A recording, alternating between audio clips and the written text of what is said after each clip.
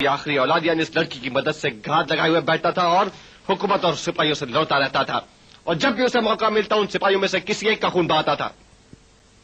حاکم، اس نے ابھی تک تمہارے کتنے سپاہیوں کو قتل کیا ہے؟ 4 سپاہیوں کو۔ یہ وہ سپاہی تھے جو حاکم مدینہ کے نمائندے تھے، اور ان کے خلاف مزاحمت دراصل خلیفہ کے حکم کے خلاف مزاحمت ہے، اور یہ کوئی معمولی جرم نہیں ہے۔ یقیناً یہ جرائم مدینہ کے کسی فرد سے پوشیدہ نہیں ہے۔ مشکل یہ ہے کہ جو کچھ میں نے کہا ہے وہ سب حقیقت نہیں ہے۔ ہمارے پاس دوسرے حقائق کی طرف توجہ کرنے کے علاوہ اور کوئی چارہ نہیں ہے تاکہ تمام حقیقت ہم پر اور مدینہ کے لوگوں پر روشن ہو جائے۔ تمہارا کیا مطلب ہے؟ میرا مطلب یہ ہے کہ اس شہر میں کوئی بھی شخص یہ دعویٰ نہیں کر سکتا کہ اس لڑکی یا اس کے باپ نے ان کے جان و مال یا پھر ان کی عزت و آبرو پر حملہ کیا ہو۔ کیا کوئی ہے؟ کیا کسی نے سنا ہے کہ ان لوگوں نے کسی قافلے کو روکا ہو یا پھر کسی مسافر پر حملہ کیا ہو؟ یعنی کیا مطلب ہے؟ کیا ابھی تم نے خود نہیں کہا کہ ان لوگوں نے 4 افراد کو ہلاک کیا ہے؟ کیا وہ مسلمان نہیں تھے؟ ہم سب لوگوں میں کون مسلمان ہے اور کون نہیں صرف خدا ہی جانتا ہے۔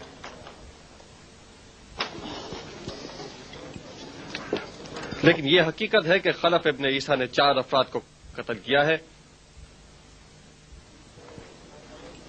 اور اگر وہ زندہ بچ جاتا تو اسے ایک اور شخص کو بھی قتل کر دیتا۔ اور اب میں حاکم سے یہ درخواست کرتا ہوں کہ اس باقی ماندہ شخص کو شہادت دینے کے لیے سب لوگوں کے سامنے پیش کیا جائے تاکہ اس کی گواہی کے مطابق حکم صادر کیا جا سکے۔ حاکم، کیا یہ ممکن ہے؟ نہیں، ممکن نہیں۔ مجھے ایسے کسی شخص کے بارے میں کوئی علم نہیں۔ تو پھر میری زبان سے سن لیجئے۔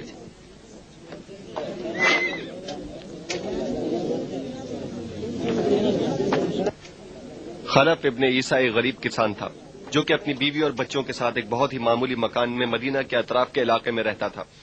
وہ اپنا اور اپنے اہل و عیال کا پیٹ پالنے کے لیے سخت محنت و مشقت کرتا تھا۔ ایک دفعہ رات کے وقت 5 افراد زبردستی اس کے گھر میں داخل ہو گئے، لیکن اس نے ان سب کی خوب مہمان نوازی کی، لیکن ان لوگوں نے اس کے ساتھ نمک حرامی کا مظاہرہ کیا اور اس کی عزت و ناموس کو انتہائی بری نگاہ سے دیکھنے لگے۔ خلف ابن عیسیٰ سے یہ سب کچھ برداشت نہ ہوا اور اس نے ان لوگوں کو سخت تنبیہ کی۔ ابن عیسیٰ کی اس مزاحمت کے جواب میں وہ پرتشدد کارروائیوں پر اتر آئے اور انہوں نے سب کو قتل کر کے اس کے گھر کو آگ لگا دی۔ اس کے خاندان میں کوئی زندہ نہیں بچا سوائے اس لڑکی کے جس نے بڑی ہی مشکل سے خلف ابن عیسیٰ کی جان بچائی اور اسے وہاں سے نکال کر ایک بیابان کی طرف لے گئی۔ خلف ابن عیسیٰ سے برداشت نہ ہو سکا اور اس نے ایک ایک کر کے ان 4 نامرادوں کو واصل جہنم کر دیا اور آج یہاں پر بالآخر اپنی بھی جان دے دی۔ اس نے اس 5ویں شخص کو بہت تلاش کیا، اس نے چونکہ ابھی تک صرف 4 افراد کو مارا ہے اور ان کا سرکردہ ابھی تک زندہ ہے اور ان کے انتقام سے بچا ہوا ہے۔ اور اگر میں زندہ بچ گئی تو یقین کرو میں اس کو بھی واصل جہنم کر دوں گی۔ بہتر ہے جلد از جلد اپنے کام کو تمام کرو اور اپنے حکم کا اجرا کرو۔ یہ سب کیا بکواس ہے؟ یہ تمام باتیں امیر المومنین ہارون رشید کے سپاہیوں کی سخت توہین ہے، اور تم اے ابن عقیل، تمہیں اس گستاخی کی سخت سزا دی جائے گی۔ اب مجھے صرف ایک جملہ اور کہنے کی اجازت دو۔ کیا وہ شخص سلیمان ابن نصیر تمہارا بھائی نہیں ہے؟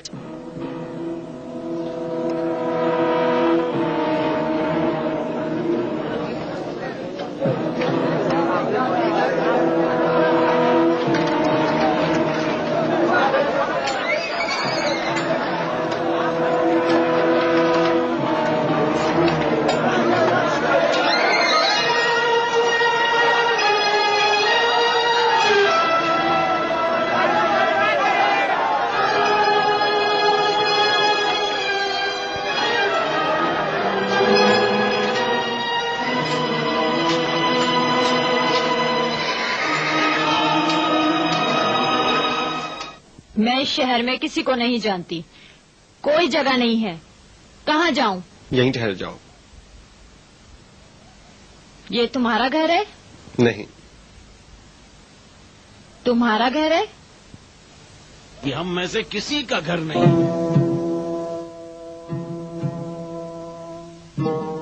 پھر کس کا گھر ہے؟ یہ اس کا گھر ہے جو ہم سب کا نجات دہندہ ہے. ہم یہ چاہتے ہیں کہ آپ اس شخص سے پوچھیں کہ یہ کیا چاہتا ہے. اس کا نام بکر ابن معتمد ہے. یہ آپ کے ولی عہد محمد امین کے قریبی لوگوں میں سے ہے. یہ کہتا ہے کہ کوئی پیغام لایا ہے. یہ کون سا پیغام ہے جو خلیفہ کی نظروں سے دور اس کے نمائندوں کے کان میں بتایا جاتا ہے؟ امیر المومنین سننا چاہتے ہیں، اپنا پیغام سناؤ.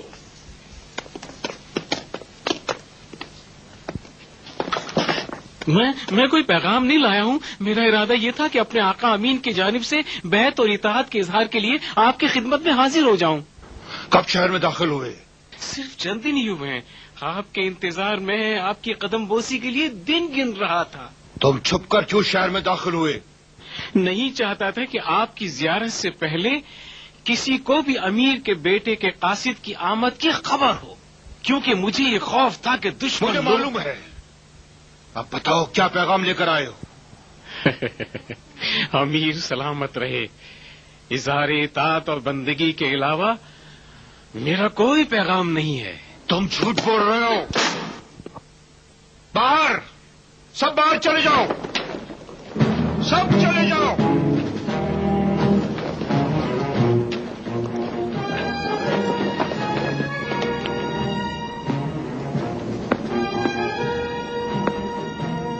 اے غدار شخص، میرے سرداروں میں سے اپنے کس امیر کا پیغام لے کر آئے ہو؟ یقین کرو کسی کا نہیں. یقین سے کہتا ہوں کہ تم ان میں سے کسی ایک کا خط لے کر آئے ہو. بتاؤ خط کہاں ہے؟ نہیں، میرے پاس کوئی خط نہیں ہے. قسم کھاؤ تم جھوٹ بول رہے ہو. بتاؤ یہاں کس لیے آئے ہو؟ آپ کے دیدار کی آرزو تھی. تم سچ کہہ رہے ہو. تمہیں ہم سے ملاقات کی خواہش تھی، لیکن زندہ حالت میں نہیں. اندھی ہو جائے وہ آنکھیں جو اپنے امیر کی مردہ لاش دیکھنا چاہے. بس کرو جھوٹے اور مکار آدمی، ورنہ تمہارے خون سے ایک طویل پیغام اپنے سردار کے لیے لکھ دوں گا. بتاؤ خط کہاں ہے؟ امیر کے پاؤں کی مٹی کی قسم، میرے پاس کوئی خط نہیں ہے.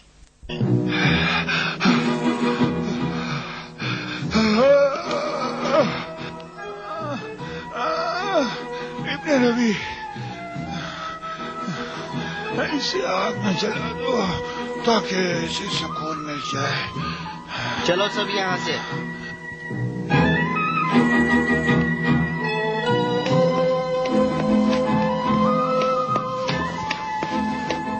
امین، امین،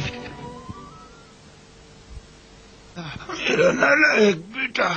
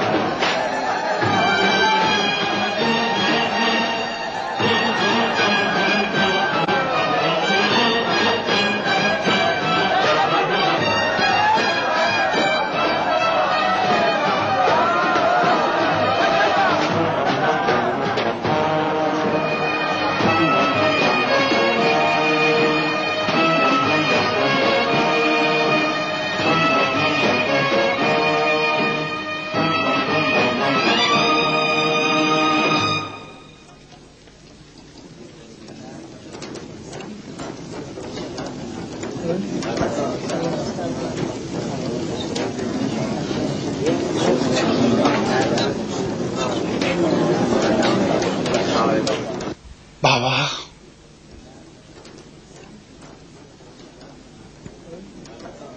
رجا میرے دوست، مجھ سے کہا گیا ہے کہ فضل ابن سہیل کی بیٹی کی شادی رجا ابن زاک کے بیٹے سے ہے. کتنی عجیب بات ہے. کیا اس کی مجھے خبر نہیں ہونی چاہیے تھی، یا مجھے اتنا بھی معلوم نہیں ہونا چاہیے تھا؟ آخر کس نے حق دیا کہ میری غیر موجودگی میں میرے بیٹے کی بیوی کا انتخاب کروں؟ میں رجا میں نے خود یہ اجازت دی ہے. کیا یہ کوئی نئی رسم ہے؟ ہاں رجا، ابن سحاق اور فضل ابن سہل کی دوستی اتنی مضبوط ہے کہ ہر رسم کو توڑ دیتی ہے. رکو فضل، رکو. میری اور تمہاری دوستی اپنی جگہ، لیکن سحاق خاندان کی شان اور عزت. سحاق خاندان کی عزت خاندان سہل کی عزت ہے. ٹھیک ہے، لیکن میری بات یہ ہے کہ تیری بات میری بات ہے اور میرا ارادہ تمہاری خواہش. ایسا ہی ہے نا؟ ہاں، مگر کیا تم نے نہیں کہا تھا کہ ہم دو جسم ایک جان ہیں؟ کہا تھا نا؟ ہاں کہا تھا. تو پھر دیکھو، تمہارے بیٹے نے میری بیٹی سے شادی کی درخواست کی جو میری بیٹی نے قبول کر لی، اور میری بیوی آذر دخت نے بھی اصرار کیا. مجھے سمجھ نہیں آ رہا تھا کہ کیا کروں. تم بھی خلیفہ کے ساتھ سفر میں تھے اور مجھے اندازہ نہیں تھا کہ تم اتنی جلدی واپس آ جاؤ گے. مجبوراً اجازت دے دی. بولو کیا غلط کیا؟ بولو. ابھی شادی کی رسومات مکمل نہیں ہوئی ہیں.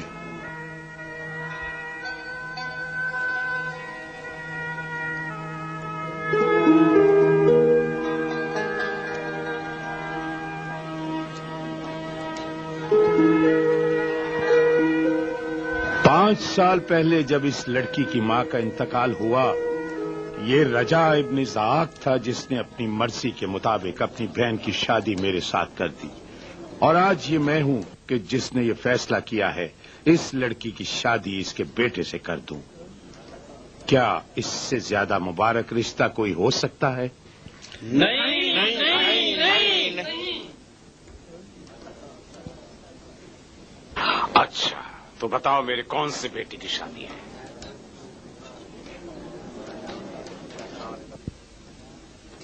وہی جو تمہارے برابر میں کھڑا ہے.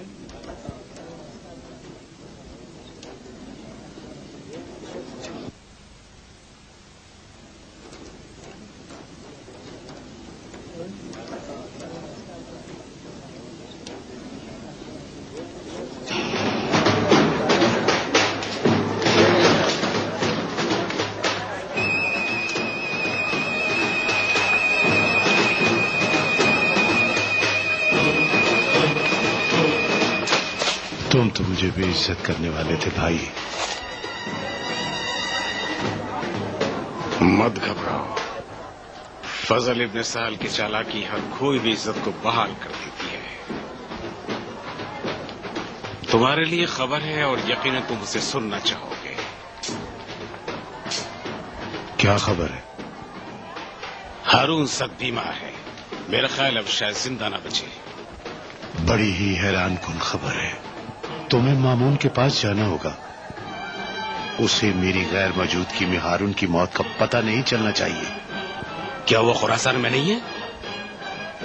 نہیں، وہ سمرقند کے راستے میں ہے. مجھے جلد از جلد ان کے پاس جانا ہوگا.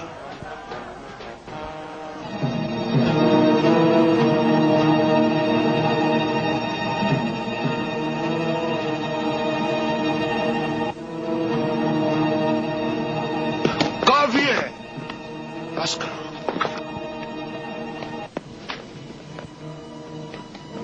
مجھے معلوم ہے کہ اس کا کوئی فائدہ نہیں. باہر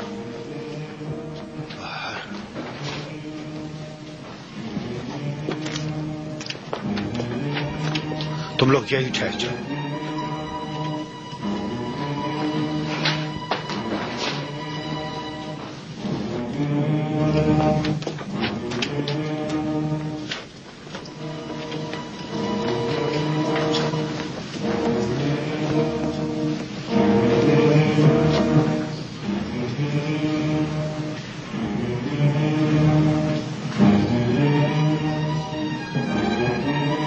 اچھی طرح سن لو، تم لوگ یقیناً جانتے ہوگے کہ اب بہت دیر ہو چکی ہے اور اب میں جلد تم لوگوں سے رخصت ہو جاؤں گا۔ امیر سلامت رہے، امید ہے کہ خاموش ہو جاؤ، اب یہ تکلفات بیکار ہے۔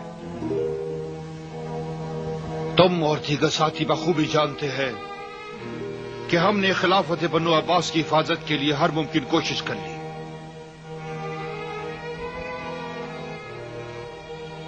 بہت سے لوگ ہمارے خلاف اٹھے لیکن اسے مٹانے کی کوشش کرنے والے خود خاک میں مل گئے، اور کتنے لوگوں نے ہمارے حکم کی تعمیل میں اپنی جانیں دے دی۔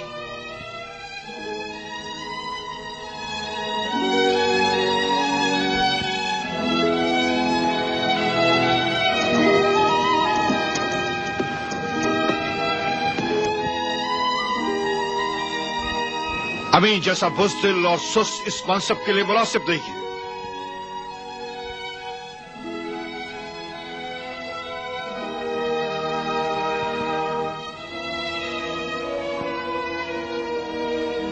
لیکن مامون ہوشیار اور بہادر، بردبار اور دور اندیش ہے، اس کی سیرت اور صورت ہم سے زیادہ ملتی ہے۔ وہ عباسی سلطنت کو محفوظ رکھنے کے لیے کسی کام سے دریغ نہیں کرے گا۔ میں اسے اپنا جانشین مقرر کروں گا۔ امیر بزرگوار، خاموش رہو، ابھی میری بات مکمل نہیں ہوئی ہے۔ میں نے اس خلافت کی کرسی کو بہت بھاری قیمت ادا کر کے خریدا ہے اور میں اسے سستے دام نہیں جانے دوں۔ کئی سال کی حکومت اور سیاست نے مجھے یہ سبق دیا ہے کہ عبداللہ مامون اس پرخطر میدان میں ہر طرح کی مشکلات سے نمٹ سکتا ہے۔ میری اس خواہش کی آپ لوگ رواداری کرنا۔ تم لوگ بنی عباس میں سے ہو اور اپنے عربی ہونے کی وجہ سے امین کے لیے درخواست کر رہے ہو۔ میں جانتا ہوں، لیکن اگر میری ڈیبت کی قدر کرتے ہو تو مجھ سے عہد کرو،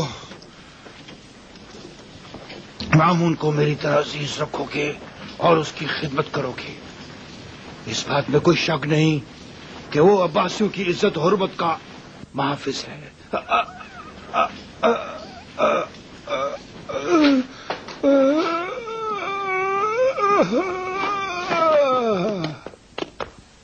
عہد کرو،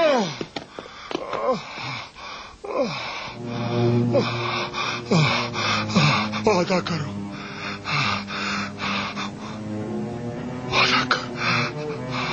وعدہ کرو۔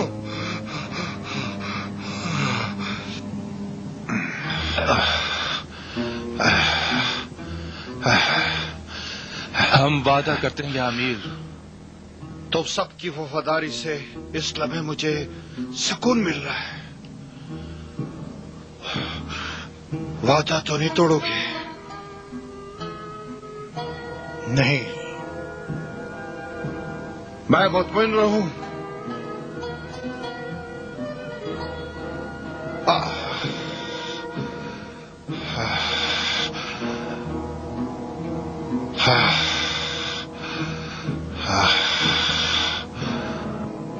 اب مجھے تنہا چھوڑ دو۔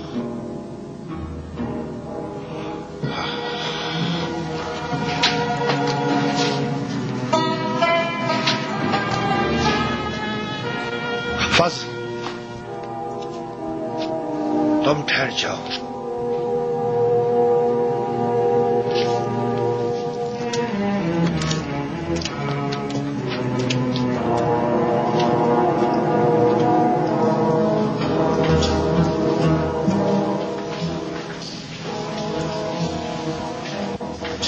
کل رات میں نے ایک عجیب خواب دیکھا۔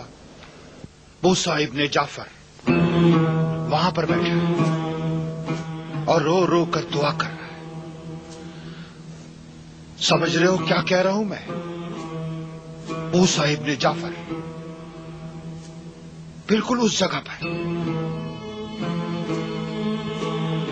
اس اس کا مطلب یہ ہے کہ دوست دشمن دونوں آپ کے لیے پریشان اور فکر مند ہیں اور آپ کی صحت و سلامتی کے لیے دعا گو ہیں۔ موسیٰ ابن جعفر بھی؟ ہاں، موسیٰ ابن جعفر بھی۔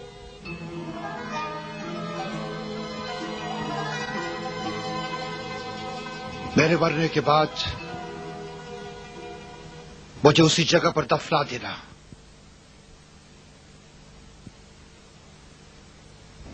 اب چلے جاؤ۔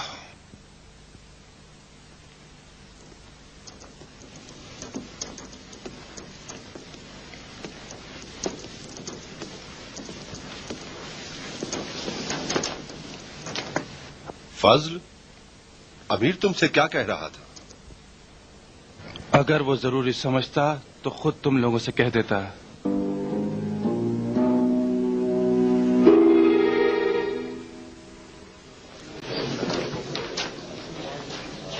ابن روی کہاں ہے؟ کیا کہہ رہا تھا؟ ظاہراً وہ اس معاملے کو ختم کرنے والا نہیں ہے۔ میں نے اسے قید خانے کی طرف جاتے ہوئے دیکھا۔ قید خانہ؟ مجھے پتا ہے کہ کس سے ملنے گیا ہے۔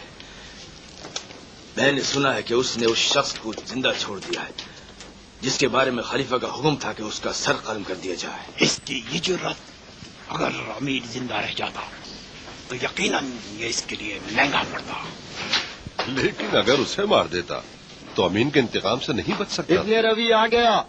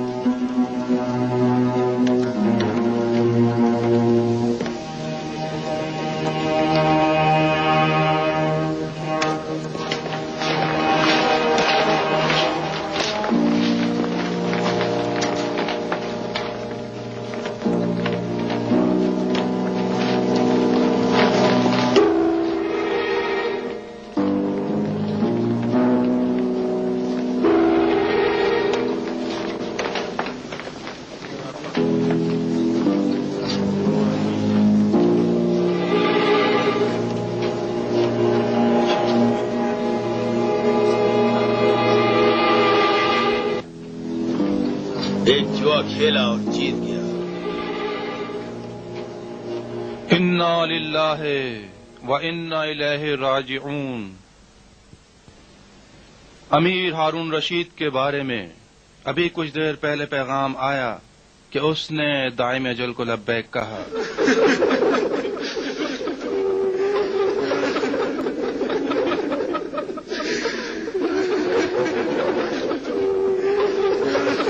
ایک عادل اور پرہیزگار حاکم 48 سال باعزت و باکرامت زندگی گزارنے کے بعد اس دنیا سے رخصت ہو گیا اور ہمیں سوگوار کر گیا۔ ہمیں اس مصیبت کی گھڑی میں اللہ سے پناہ اور مدد مانگنی چاہیے۔ تمہارا کیا خیال ہے؟ کیا یہ مامون اور امین سے متعلق ہارون کی آخری وصیت کی طرف اشارہ کرے گا؟ یہ مجبور ہے۔ اگر اس نے ذکر نہ کیا تو ہم کریں گے۔ نہیں، مناسب نہیں ہے۔ مناسب وقت دیکھ کر۔ وہ حق پر ہے۔ اس وقت جو بات سب جانتے ہیں وہ یہ ہے کہ امین خلیفہ ہے اور مامون اس کا جانشین، لیکن خراسان کی سپاہ اور دیگر انتظامی امور مامون کے ہاتھ میں ہے۔ یہی کافی ہے۔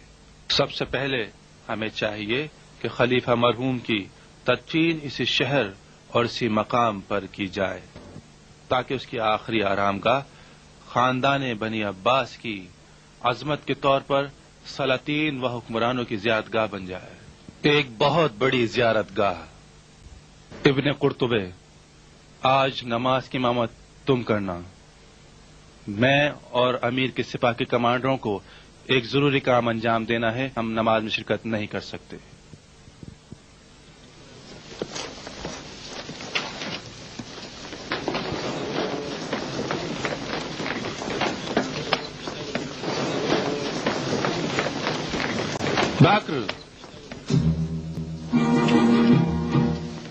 اب ہم دیکھتے ہیں کہ امیر المومنین محمد امین کی طرف سے بھیجا ہوا شخص ہمارے لیے کیا پیغام لایا ہے۔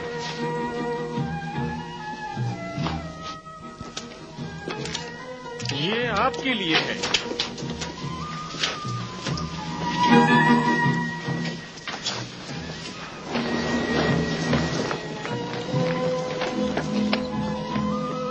یہ خط امیر المومنین محمد امین کی طرف سے آپ بزرگوں اور سرداروں کے لیے ہے۔ بلند آواز سے پڑھیں تاکہ سب کو معلوم ہو جائے۔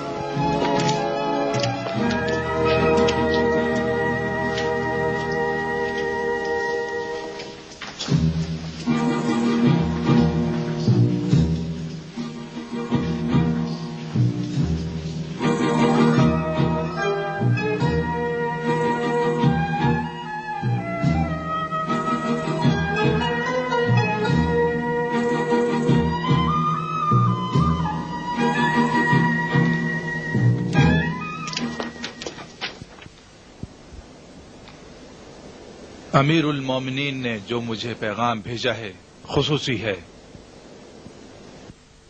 لیکن تم لوگوں کے ہاتھ میں جو خط ہے اس کا مضمون عمومی ہے اور سب کے لیے ہے۔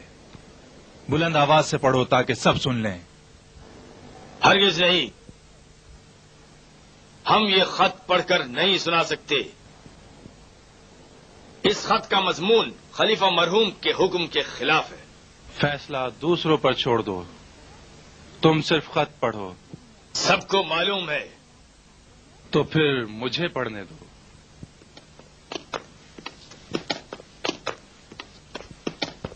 بس کرو، ہم نے تو خلیفہ کی حرمت کو مد نظر رکھا ہے اور اس بات کو فاش ہونے سے روک دیا ہے جو ان کی وصیت کے خلاف ہے۔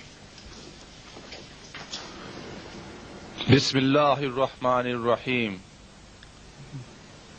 محمد امین کی طرف سے سرداران سپاہ اور عباسی حکومت کے اعیان و اشراف کے نام۔ اس وقت تم لوگ جو یہ خط پڑھ رہے ہو، مسند خلافت ہمیں دیا گیا ہے اور حکومت کے تمام امور ہمارے ہاتھ میں ہیں۔ آپ لوگ یہ جان لیں کہ صرف ہماری اطاعت آپ پر واجب ہے۔ دوسری بات یہ خط پڑھنے کے فوراً بعد جنگی ساز و سامان اور سپاہ کے ساتھ بغداد روانہ ہو جائیں۔ اس حکم کے نفاذ کے لیے کسی کی بھی اجازت لینے کی ضرورت نہیں ہے اور اس میں تاخیر ایک قابل سزا جرم ہے۔ امیر المومنین محمد امین۔ سن لو، آپ نے خط کا مضمون سن لیا اور اب خلیفہ مرحوم کے فرامین اور ان کی وصیتوں کو بھی سن لیجئے۔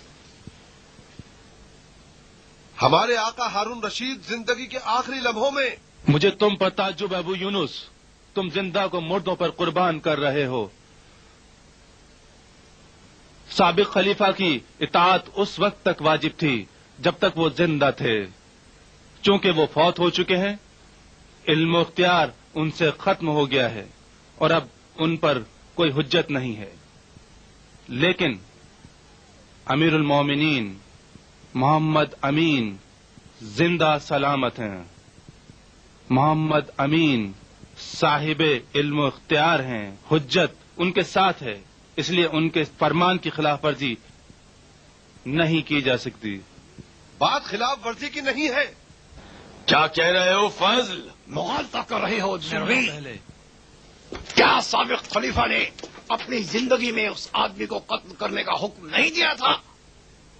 پھر تم نے کس وجہ سے اس کے حکم کی خلاف ورزی کی؟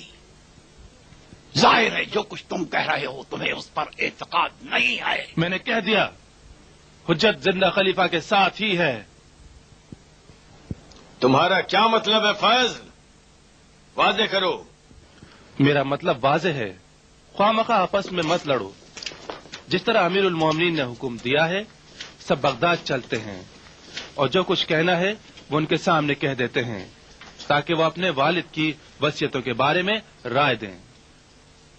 کیا یہ بہتر نہیں ہے؟ نہیں، چلتے ہیں لیکن بغداد نہیں، خراسان کی جانب چلتے ہیں، عبداللہ مامون کے پاس، تاکہ خلیفہ مرحوم کی وصیت پر بھی عمل کریں اور اس کے حقیقی ولی عہد مامون اور عباسی خاندان کے لیے اپنی بھرپور اطاعت اور اخلاص کو ثابت کریں۔ کون پوری طرح بنی عباس کی نسل سے ہے، امین یا مامون؟ یہ مت بھولو کہ ہمارے نزدیک نسل کا تعلق باپ سے ہے، ماں سے نہیں۔ اب مجھے ایک بات کہنے دو تاکہ تم کو تسلی ہو جائے۔ اگر تم اپنی عقل اور رائے کو مملکت اور حکومت کے امور پر خلیفہ سابق سے زیادہ سمجھتے ہو تو یقیناً تم بکواس کر رہے ہو اور تمہاری نیت مشکوک ہے۔ کیا تمہیں اس سے انکار ہے؟ کیا تم اس بات کے منکر ہو کہ خلیفہ مرحوم جب آخری سانس لے رہے تھے امین کو ولی عہد منتخب کرنے پر اظہار ندامت کر رہے تھے اور ان کا یہ ارادہ تھا کہ یہ منصب مامون کو دیا جائے، لیکن موت نے انہیں مہلت نہیں دی کہ وہ سب کے سامنے یہ بات کہتے؟ تم اس بات کو مانو گے؟ کیا تم بھی اس بات سے انکار کرتے ہو کہ امیر رحمت اللہ علیہ سخت بیمار تھے اور یہ سب باتیں ناخواستہ ان کی زبان سے نکل رہی تھیں؟ بس کرو، یہ شخص خلیفہ مرحوم پر ہذیان بکنے کا الزام لگا رہا ہے اور یہ بڑی توہین ہے۔ ہمیں چاہیے کہ ہم سب خراسان کی طرف روانہ ہو جائیں اور ہمیں تمام سپاہ ہتھیاروں اور لخت اور خون کے ساتھ مامون کی اطاعت کے لیے حاضر ہو جانا چاہیے۔ کیا تم یہ کام کر سکو گے؟ کون ہمیں روکے گا؟ تمام لوگ جو یہاں پر موجود ہیں امیر المومنین محمد امین کے اطاعت گزار ہیں، یا آپ لوگوں کو ایک قدم بھی آگے نہیں بڑھنے دیں گے۔ میں امیر المومنین محمد امین کی طرف سے حکم دیتا ہوں کہ ان تینوں باغیوں کو گرفتار کر لیا جائے۔ یہ تین نہیں، میں بھی ان کے ساتھ ہوں۔ میں بھی ان لوگوں کے ساتھ ہوں۔ میں بھی ساتھ ہوں۔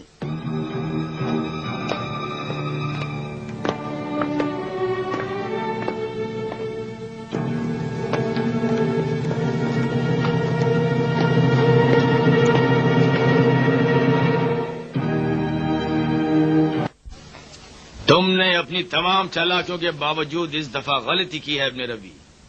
کیا پھر ہمارا راستہ روکنے اور دھمکی دینے کا ارادہ ہے؟ اب ہمارے پاس 20,000 جنگجو سپاہی ہے، اگر اس سے زیادہ فتنہ کرو گے پھر ہمارے درمیان فیصلہ تلوار کے ذریعے ہوگا، اور جو بھی خون بہے گا اس کے ذمہ دار تم ہوگے۔ بہت اچھا، میں نے جو کچھ آپ کو بتانا تھا بتا دیا۔ اب جہاں جانا چاہتے ہو چلے جاؤ، لیکن مجھے معلوم ہے کہ جلد پچھتاؤ گے۔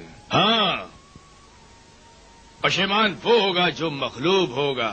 مغلوب مغلوب۔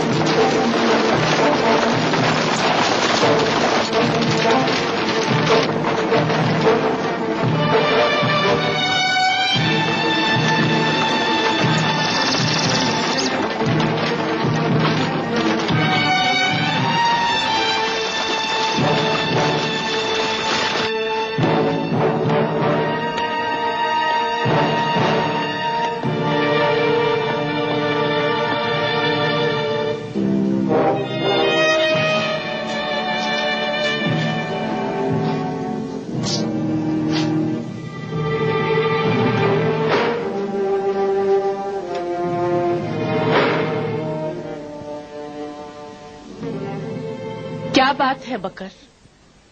رات کے اس پہر یہاں کیا کر رہے ہو؟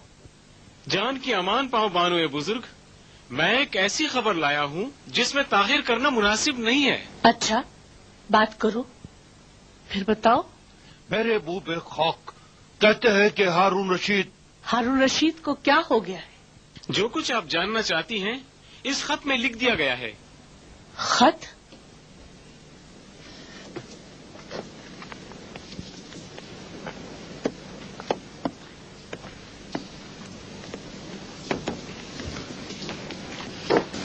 خط فضل ابن روی کی طرف سے امیر المومنین کے نام ہے۔ امیر المومنین؟ امیر المومنین؟ ظاہراً یہ خط ایسی خبر کے بارے میں ہے جس نے تمام اسلامی مملکتوں میں غم و ماتم کی صفیں بچھا دی ہیں. میرے سردار اور ولی نعمت ہارون رشید نے رسول اللہ کی زیارت کے لیے رخت سفر باندھ لیا ہے.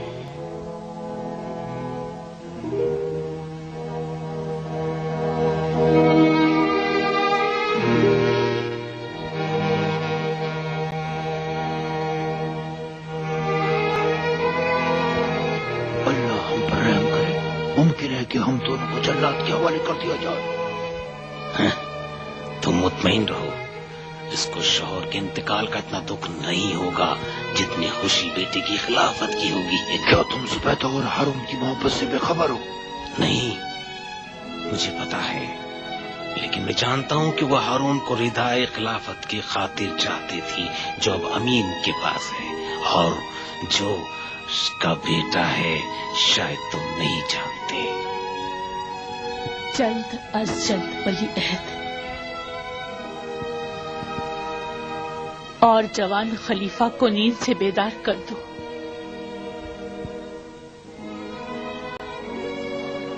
یہ حادثہ کب رونما ہوا؟ 10 دن پہلے بانو میں طوس سے بغداد کی طرف تیزی کے ساتھ روانہ ہوا اور 3 گھوڑے راستے میں تبدیل کیے تاکہ جلد یہ خبر آپ تک پہنچا دوں. کاش تمہیں صرف سنا ہوتا اور میں ہرگز تمہاری صورت نہ دیکھتی. امیر کو کہاں دفن کیا گیا؟ طوس میں. جس وقت میں وہاں پہنچا ابن قرطبہ ان کی تیمارداری میں مصروف تھا. امیر کے چہرے پر رنج و تکلیف کے آثار نمایاں تھے. بالآخر 10 دن کے بعد انہوں نے دائی اجل کو لبیک کہا. رک جا، مجھے بچا، مجھے بچا، رک جا، مجھے معاف کر دو، مجھے معاف کر دو، رک جا، رک جا. کیا میں نے نہیں کہا تھا کہ کوئی مجھے نیند سے نہیں جگانا؟ بول.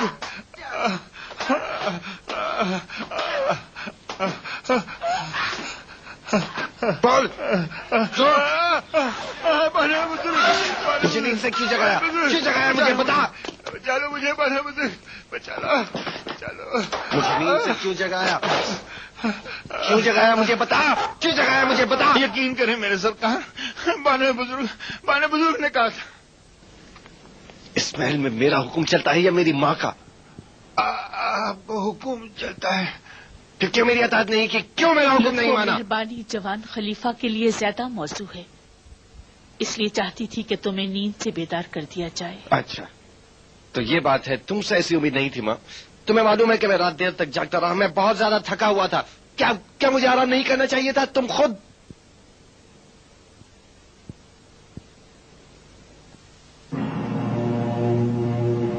کیا بات ہے؟ چپ کیوں ہو؟ تعجب نہ کرو، جس بات کے تم منتظر تھے وہ تمہیں مل گئی ہے. اب تم ہی امیر المومنین اور تمام جہان اسلام کے خلیفہ ہو، اور اب یہ ذمہ داری تمہارے کندھوں پر آ گئی ہے.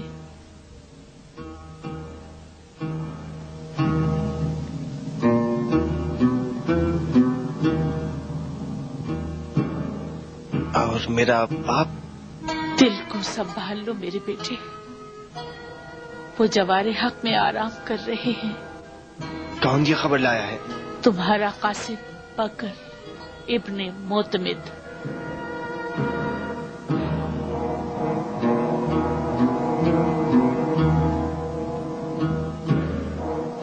تم یہاں ہو بکر؟ ہاں میرے سردار. کب آئے؟ 1 گھنٹہ پہلے. خلیفہ بزرگ مر گیا؟ ہاں. یقین نہیں آ رہا. آپ مطمئن رہے. ثبوت لائے ہو؟ یہ اصل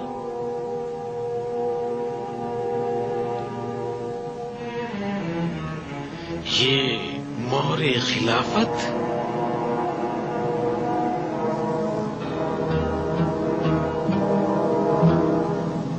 یہ فضل ابن روی کا خط.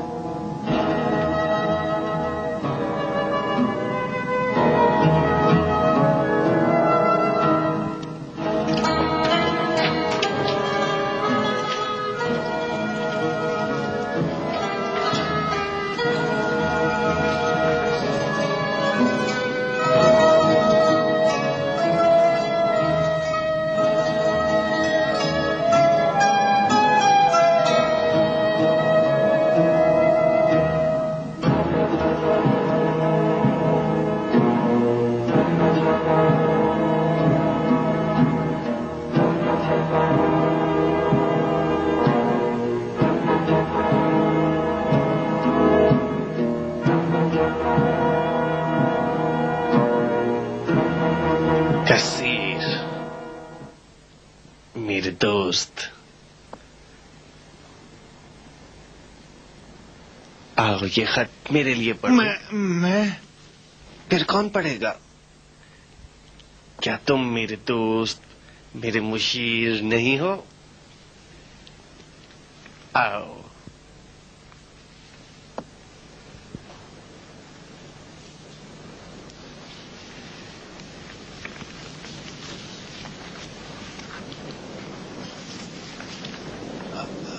بسم اللہ الرحمن الرحیم. بارگاہ خلافت فضل ابن روی. صبر کرو، آ گیا.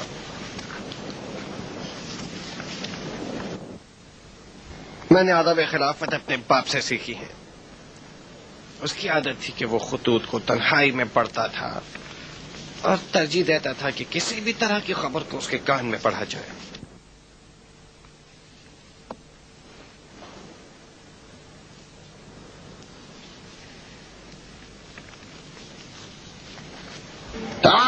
نمک حراموں اور غدار لوگوں، سن لیا ماں، سن لیا. اگر میں نے حکم دے دیا کہ ان خبیث اور غدار لوگوں کی کھال کو نوچ لو اور انہیں قتل کر دو تو پھر نہ کہنا کہ یہ بنی عباس کے بزرگ اور ہمارے خدمت گزار ہیں. تینوں خبیث اور غدار ہیں. عیسیٰ یہودی، ابو یونس، ابن ابی عمران، خدا ان تینوں پر لعنت کرے. تینوں خبیث اور غدار ہیں. تینوں اصلاح فرمانی کی پاداش میں موت کے حقدار ہیں. لہٰذا ان کا خون ابھی سب کے سامنے کر دینا چاہیے. یہ امیر المومنین کی حیثیت سے میرا پہلا حکم ہے. خدا کی قسم میں اس حکم کی تعمیل کے لیے میں پوری طرح ڈٹ جاؤں گا اور یہ کام ضرور کر کے رہوں گا.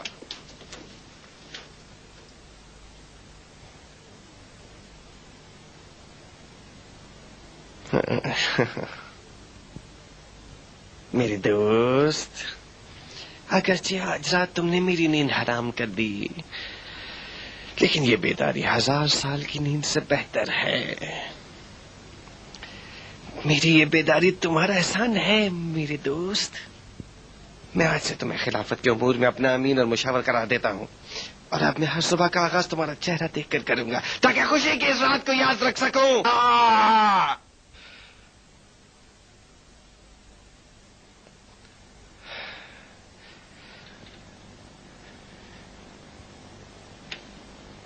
تو جانتا ہے کہ یہ وہ رات ہے جس کا مجھے کئی سال سے انتظار تھا.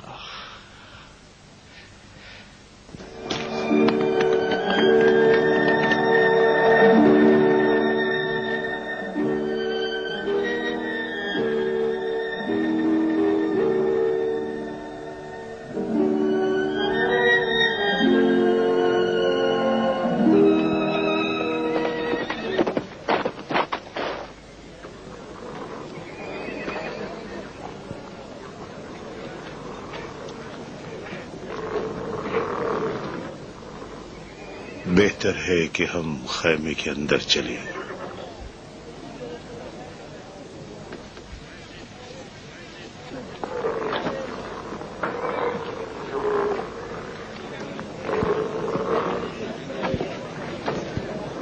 دیکھو کس طرح مامون کے گلے میں ہاتھ ڈال کر اس کے کان میں بڑبڑا رہا ہے.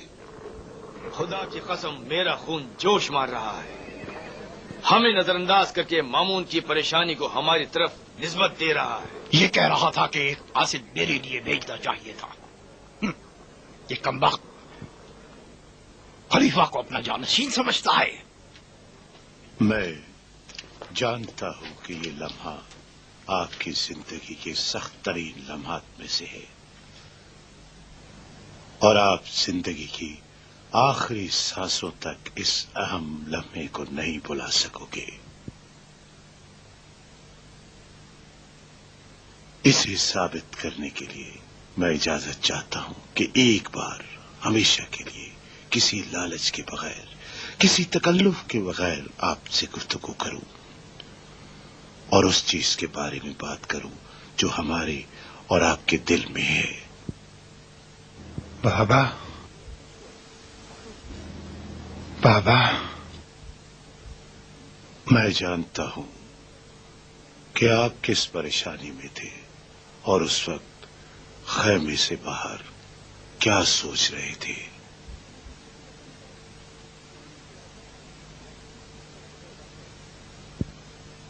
کیا کہا؟ یہ کیسا سوال ہے؟ مجھے باپ کی موت کا غم ہے.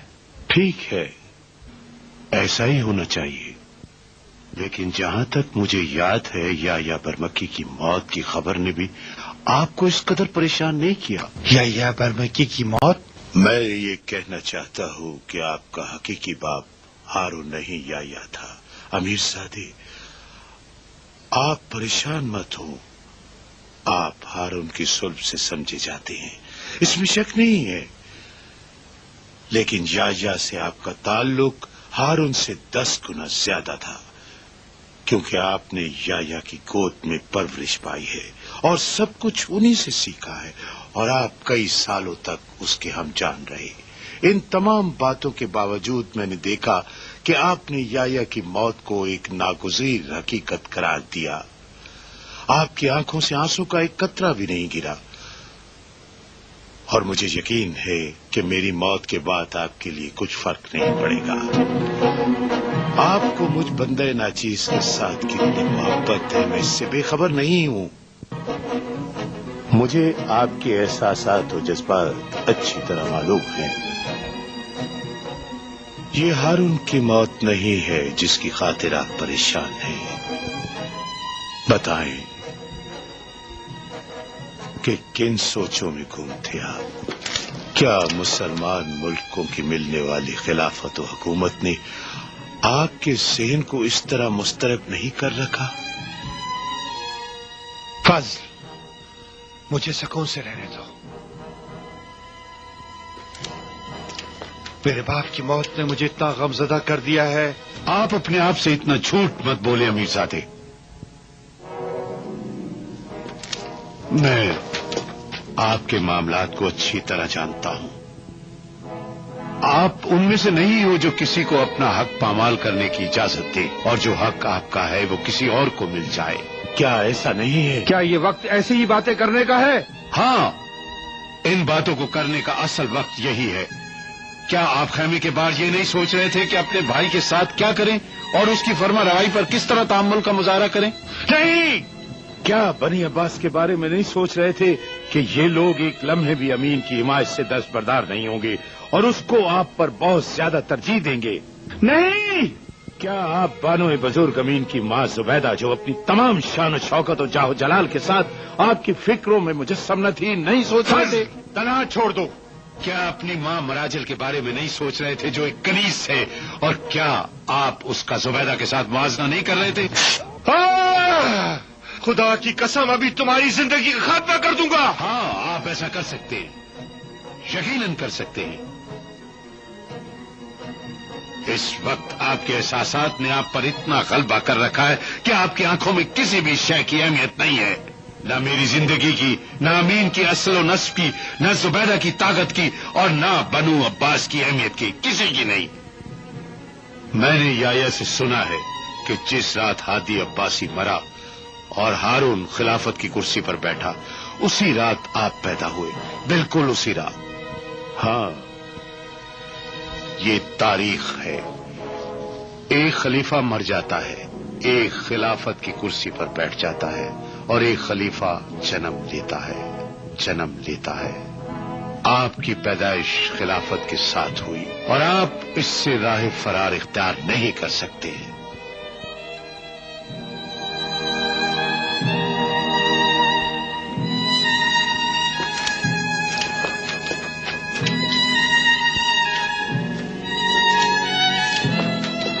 آپ ایسی چیز کو چاہتے ہو جو آپ کے نصیب میں ہے، حکومت چاہتے ہو، ہر شرط پر، تمام تر کوششوں کے ساتھ، اور اس کے حصول کے لیے آپ کوئی بھی قدم اٹھا سکتے ہو۔ حکومت حاصل کرنے تک آپ ایک لمحہ بھی سکون نہیں پاؤ گے۔ خدا را اپنے آپ سے جھوٹ مت بولیے۔ نہیں حاصل کروں گا، نہیں حاصل کروں گا، نہیں حاصل کروں گا، کبھی بھی مجھے حکومت نہیں ملے گی۔ کیوں نہیں، حکومت مل جائے گی۔ مجھے یقین ہے آپ کے سوا کوئی بھی اس منصب کی شرائط پر پورا نہیں اترتا۔ ایک عظیم اور طاقتور خلیفہ کی تمام خصوصیات آپ کے اندر پائی جاتی ہیں، اور وہ وقت دور نہیں جب آپ کی تمام خواہشات پوری ہو جائیں گی، اور میں اس آنے والے لمحے تک سائے کی طرح آپ کے ساتھ رہوں گا۔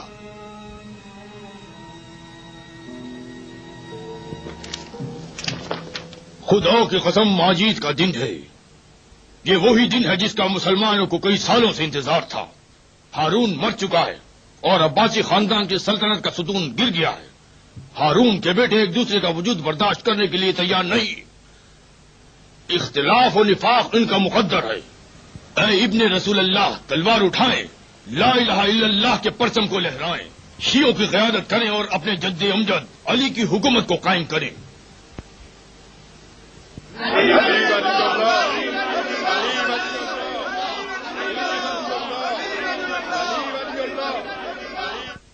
ہے اسحاق کے بیٹے صحیح کہہ رہے ہیں، نفاق کی تلوار نے ہارون کے ظلم کے شتر کی ٹانگیں کاٹ ڈالی ہیں۔ نفاق و اختلاف نے ہارون کے ظلم و استبداد کی عمارت کو لرزہ بر اندام کر دیا ہے۔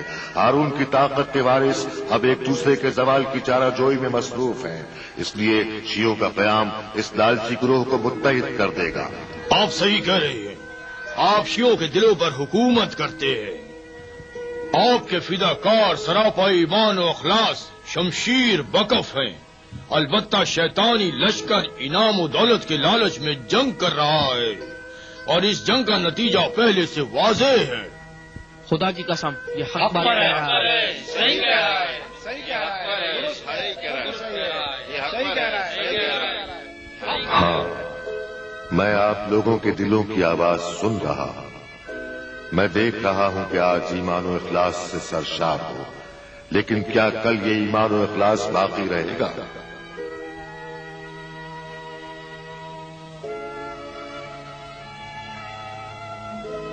کل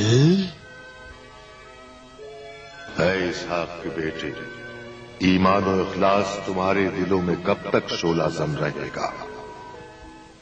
ہر زمانے میں جب ضرورت پڑے۔ بنی عباس کی حکومت کا کردار بہت ظالم ہے۔ تو کیا ہوا؟ ہم ان سے نہیں ڈرتے؟ بالکل صحیح۔ اس گروہ کے افراد خونخوار ہیں۔ ہمیں اپنی جانوں کی پرواہ نہیں۔ بالکل صحیح، بالکل صحیح۔ کیا تم میں سے ہر ایک ایسی راہ کو دیکھتا ہے جس میں اسے اپنی جان عزیز کی بھی پرواہ نہیں؟ دشمن کی تلواریں بہت تیز اور خونریز ہیں۔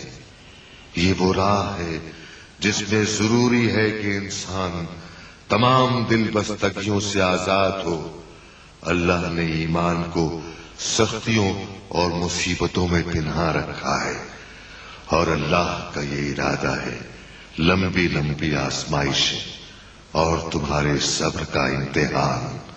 البتہ इन मुसीबतों और आजमाइशों पर कामयाबी के बाद बुलंद बाला इज्जत है। क्या समझे? क्या हमारे शिया इन आजमाइशों के लिए तैयार?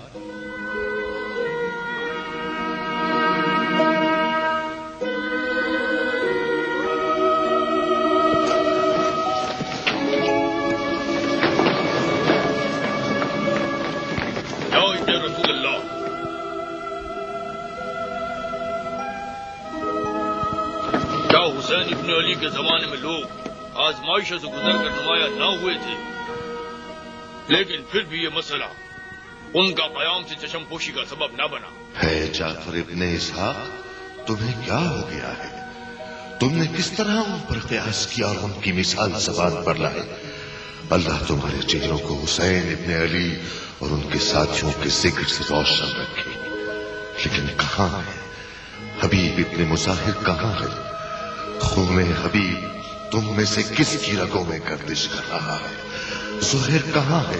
आखिर क्यों मुस्लिम इब्ने औसीजा की कर्मरेट पर तड़पती हुई लाश तुम्हारी निगाहों में नहीं आई? ऐ इसहाक के बेटे, वो इस्लाम के मुनफरिद सबूत हैं, मुनफरिद ही रहेंगे। अगर हम जंग करें तो क्या आग और खून में वुज़ूए शहादत कर सकते हैं?